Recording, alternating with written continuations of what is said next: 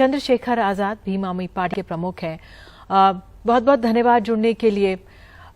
क्या चंद्रशेखर, मैं पहले मानूं आपसे, क्योंकि पुलिस ने त्वरित कार्रवाई की है और जो 6 आरोपी बताए जा रहे हैं उनको पकड़ लिया है, तो इससे क्या आप संतुष्ट हैं?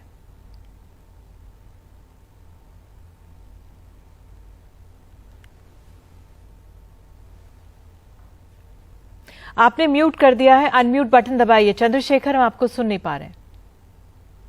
जी, मैं कह रहा हूं कि अगर कोई भी न्याय संगत न्यायप्रिय कार्रवाई होती तो उससे मैं नहीं पूरा प्रदेश जो है संतुष्ट होगा। सवाल ये है कि निघासन में जो हुआ है ये पहली घटना नहीं है। अगर आपको याद हो, 14 सितंबर 2020 को हाथरस की घटना हुई थी, अभी तक उस मामले में न्याय नहीं हुआ और यूपी में रोज हो रहा है। तो कितनी बातों पे हम सरकार से कहते रहे।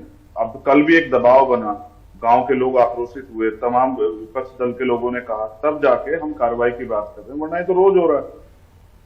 अगर मेरे संज्ञान में पीलीभीत में जो हुआ, रेप का विरोध करने पे डीजल डाल के जला दिया गया, हापुड़ में एक छात्रा का जो है स्कूल की बच्ची का रेप हुआ, आगरा में एक लेखपाल जो है महिला लेखपाल, उसमें तेजाब से हमला हुआ, रेप जो है वो सफल नहीं होने पे, और गोरखपुर मुख्यमंत्री जिले में आप देखिए जो भी उस पर रेलवे स्टेशन पे हुआ, तो रोज हो रहा है।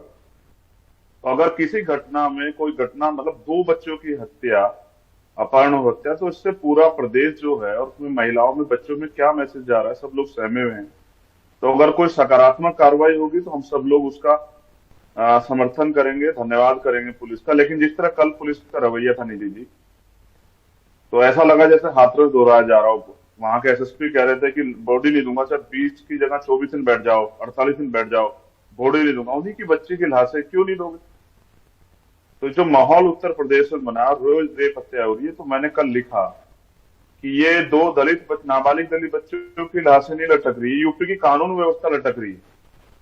तो एक घटना में अगर न्याय मिलेगा, और न्याय तो भी बहुत दूर है, न्याय बहुत दूर है, बच्चियां चली गई हैं, आरोपी जो हैं और अपराधी बेखौफ हैं यूपी में, लगातार ये कार्यक्रम चल रहा है और मुख्यमंत्री जिस पे मौन है, ये बड़ा दुखद है। और मैं ये भी समझता हूँ, ये कहने से कि हमने त्वरित कार्रवाई, आप नहीं बच सकते हैं, क्योंकि आपके सरकार आपके पास, सरकार आप चला रहे हैं, पुलिस आपकी है, पुलिस को अच्छी तनख्वाह मिल रही है, इतने कर्मचारी है, नई भर्तियां भी आप कर रहे हैं, फिर ये माहौल जो है अपराध के मुक्त माहौल क्यों नहीं बन पा रहा, इस पे मुख्यमंत्री जी को जवाब देना चाहिए। इसलिए मैंने उनसे कहा कि आपको इस्तीफा देना चाहिए अगर आप बहन बेटियों की रक्षा नहीं कर पा रहे उत्तर प्रदेश में, और आरोपी जो है इतने बड़े आरोप को अंजाम देके खुलेआम घूम रहे हैं, कोई डर नहीं है। मैं आपसे ये डर की बात है, ये मैं आपसे ये समझना चाहूंगी, क्योंकि जो एनसीआरबी का डेटा है वो भी अपनी स्क्रीन में दिखाएंगे, नेशनल क्राइम रिकॉर्ड ब्यूरो का, वो कह रहा है कि किस तरह से उत्तर प्रदेश में सबसे ज्यादा महिलाओं के खिलाफ अपराध हैं, अपहरण वहां पर हो रहे हैं। लेकिन अगर इस मामले को देखें तो पुलिस तत्परता से कार्रवाई करती हुई नजर आ रही है। क्या हम कहें कि पुलिस जाग रही है, या इस मामले पे ज्यादा प्रेशर बना, क्योंकि तमाम बड़े नेताओं ने आवाज उठाई, सब ने आवाज उठाई, तब जाकर जल्दी से कार्रवाई होती हुई नजर आई? निधि जी, पिछले 1 महीने में 200 से ज्यादा रेप उत्तर प्रदेश में हुए। पुलिस इसलिए जाग रही है कि जो घटना ही इतनी विभत्स है, जो घटना इतनी दुखद है कि पूरे प्रदेश नहीं और देश के नेताओं में इस बात को लेकर एक जो है डर का माहौल, एक परेशानी का माहौल, महिलाओं की सुरक्षा को लेकर जो माहौल बना, उस दबाव का ये प्रमाण है। वरना मैंने आपको कुछ घटनाएं बताई कि वो खबर बनी एक दिन की अखबार की और दब गई है, और फिर दबाव इसलिए बनेगा ना, मैं तो समझता हूँ, इस बात का दुख भी है मुझे कि हम जाति और फिर देखो बीजेपी के तो लोगों को तो मैं ये कहूंगा कि बीजेपी की जो महिला नेता है हमारी, वो भी हमारी बहन है, लेकिन वो अब बोल रही है क्योंकि उन्होंने आरोपी की जाति देख ली है। अगर आरोपी की जाति कुछ और होती तो हाथरस में उनके मुंह से शब्द नहीं निकला।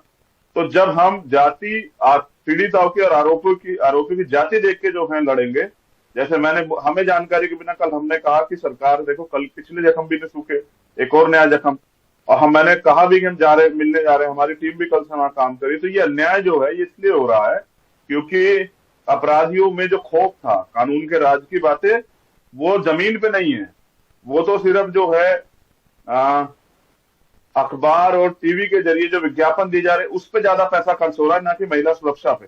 इसलिए उत्तर प्रदेश में ऐसे हालात बन रही है। ये तो कल का दबाव था पूरा गांव सड़कों पे था, कप्तान के हालात हमने देखे, आईजी को जाना पड़ा लखनऊ से। वो इसलिए क्योंकि अब यूपी में दलितों की आवाज, दलितों के मुद्दों पे लड़ने वाले लोग हैं और उनके लिए संघर्ष करने वाले लोग हैं।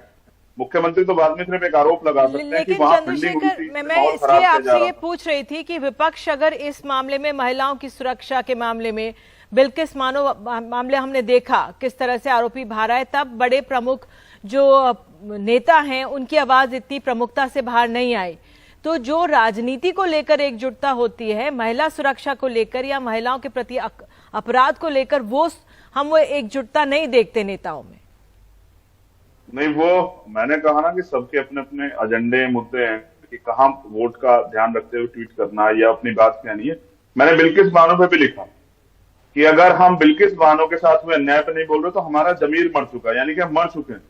अगर अब मतलब रेपिस्टों का सम्मान होगा और उनके पक्ष में सरकार खड़ी होगी तो ये इतना बड़ा अन्याय है कि इससे तो अपराधियों के मन में जो है अपराध करने की भावना जो है बढ़ रही है। मैंने ये भी देखे, मैं सिर्फ यूपी की बात नहीं कर रहा हूं, मैंने वहां भी लिखा, मैं अभी गया था राजस्थान, मैंने वहां के मुख्यमंत्री को लिखा कि जो कमजोर वर्गों पे जो है अन्याय अत्याचार कर रहा महिला पर उनकी संपत्ति जब्त कीजिए, ऐसा कानून बनाइए कि अपराधियों में डर का माहौल हो। लेकिन यहाँ तो डर जो है वो सिर्फ कागजों पे है। आप याद कीजिए हाथरस की घटना कितनी विभत्स थी, 2 साल हो गए हैं अभी तक उसमें न्याय नहीं मिला। जब न्याय 2-2 साल तक नहीं मिलेगा ऐसी घटनाओं में, जहां पूरी सरकार और पूरा विपक्ष सब लोग जा रहे थे, सब लोग पीड़िता के साथ खड़े, तो आप हमें 2 साल में न्याय नहीं मिल रहा तो फिर आरोपी में डर का माहौल कैसे बनेगा?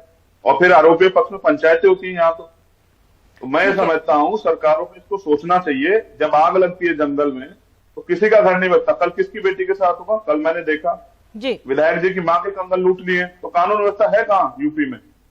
तो कानून व्यवस्था तो फंदे में लटक रही है। मुख्यमंत्री जी वाहवाही लूटने के लिए और गृह मंत्री उनकी पीठ थपथपाने के लिए घूम रहे हैं, लेकिन सच ये है कि कोई सुरक्षित नहीं, कल किस बहन के साथ अन्याय किसी को नहीं पता।